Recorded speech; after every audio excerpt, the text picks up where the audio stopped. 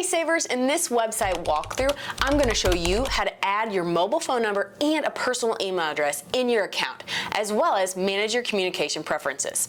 First, log into your online account. Once you're in your account, hover over your name in the upper right-hand corner and select Communication Preferences.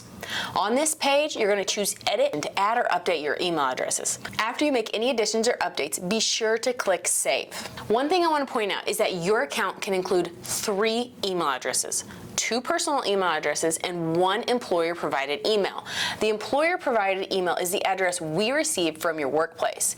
This email address cannot be changed or deleted, so it's very important that you add 1 or 2 personal email addresses just in case your employer-provided email becomes inactive or compromised. Now, after adding your personal email, make sure you update your notification and alert settings so all account notifications and transaction alerts are sent to your personal email address you have on file.